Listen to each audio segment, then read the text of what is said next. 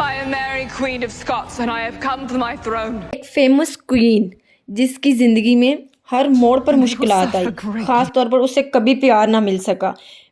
Queen میری of Scott 1542 میں James 5 اور میری آف گائز کے گھر اسکاٹ لینڈ میں پیدا ہوئی۔ میری کنگ جیمز کی اکلوتی جائز اولاد تھی۔ انفارچونیٹلی 6 دن کے بعد ہی اس کے فادر جیمز چل بسے۔ تھرون اس کی ماں نے سنبھالا اور میری کو فرانس بھیج دیا گیا۔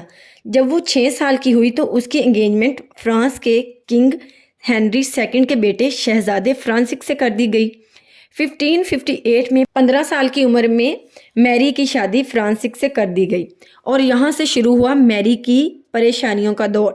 1559 میں فرانسس کو کنگ بنا دیا گیا، لیکن انفارچونیٹلی اسے 1560 میں انفیکشن ہوا اور اس طرح میری نے 16 سال کی عمر میں اپنا اقتدار سنبھالا۔ 1516 میں فرانسس کی ماں نے میری کو اسکاٹ لینڈ واپس بھجوا دیا اور اسی سال میری آف گائز چل بسی اور اسکاٹ لینڈ کا تخت خالی ہو گیا اور اب میری بنی کوئین آف اسکاٹ۔ ویسے تو میری اور اسکاٹ لینڈ کی پبلک میں کافی مسائل رہتے تھے کیونکہ میری ایک کیتھولک تھی جبکہ وہاں کے لوگ پروٹیسٹر تھے، لیکن اب وہ میری کو ایکسیپٹ کر چکے تھے اور میری کو لگنے لگا تھا کہ اس کی زندگی اب بہتر ہو رہی ہے، لیکن قسمت کو کچھ اور منظور تھا اور اسی وقت میری کو اپنا انگلش بورن کزن ملا جس کا نام ڈارنلے تھا۔ لارڈ ڈارنلے کے پیرنٹس چاہتے تھے کہ وہ میری کو شادی کے لیے کنونس کرے۔ اس کے علاوہ بھی بہت سے لوگ میری سے شادی کرنا چاہتے تھے، اس کی ذات کے لیے نہیں بلکہ انگلش تھرون کے لیے، جس پہ اس وقت کوئین الزبتھ 1 کی حکومت تھی، جس پر میری کا حق زیادہ تھا۔ اب انگلینڈ کے تھرون پر میری کا حق کیوں زیادہ تھا، اس بات کو جاننے کے لیے چینل کو سبسکرائب کریں اور اس کو ہم اگلی ویڈیو میں بتائیں گے۔ الٹیمیٹلی اگلے سال ہی میری کی شادی ڈارنلے سے ہو گئی، جبکہ میری کے ایڈوائزرز اس بات کے خلاف تھے کیونکہ اب ڈارنلے کا حق بھی میری جتنا ہی ہو گیا تھا۔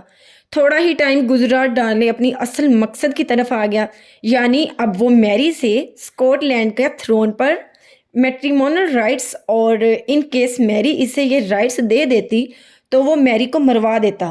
میری نے اس سے منع کر دیا اور اب وہ میری کے خلاف ہو گیا اور وہ ان لوگوں کے پاس گیا جو میری کے خلاف تھے اور سازش کرنے لگا کہ کیسے میری کو تخت سے ہٹایا جائے۔ اس ٹائم میری جو ہے پریگننٹ تھی اور 1566 میں میری کا اکلوتا بیٹا جیمز پیدا ہوا۔ میری اب ڈارنلے کو ڈیورس دینا چاہتی تھی۔ ڈارنلے اپنے باپ کے ایک اسٹیٹ میں چلا گیا اور اسی سفر کے دوران بیمار ہو گیا تو راستے میں بھائی کے گھر آ گیا، کہتے ہیں اسے زہر دیا گیا۔ 1567 میں اس کے گھر ایکسپول آگ لگی اور وہ مر گیا۔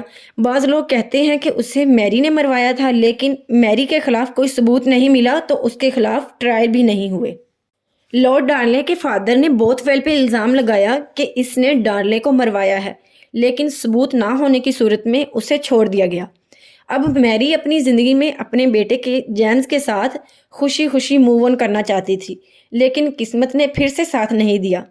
1567 میں جب وہ اپنے بیٹے سے مل کر واپس آ رہی تھی تو بوتھ ویل نے اسے اغوا کر لیا۔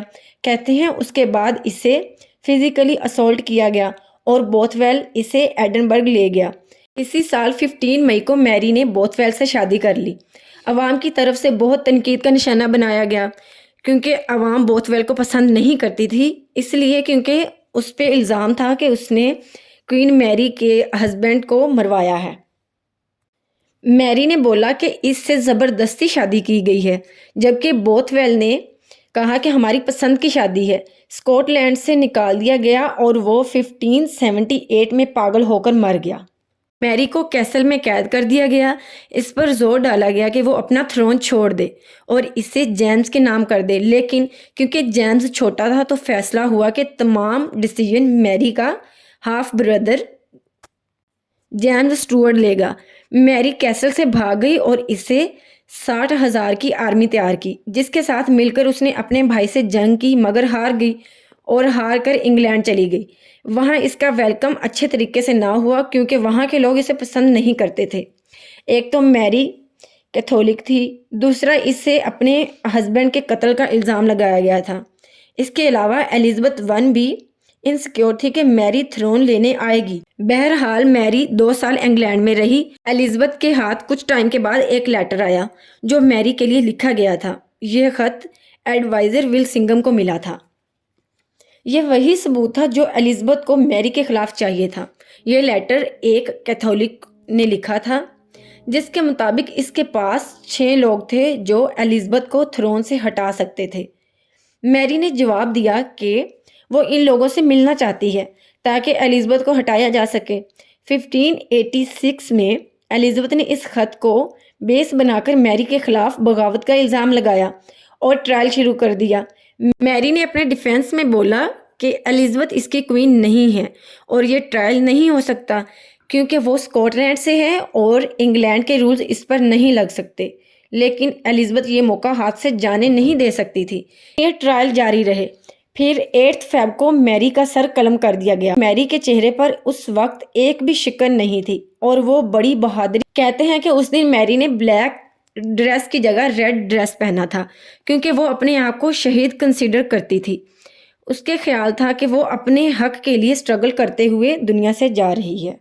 خیر آپ بتائیں آپ کو یہ ویڈیو کیسی لگی اور آگے آپ کس طرح کی ویڈیو دیکھنا پسند کریں گے؟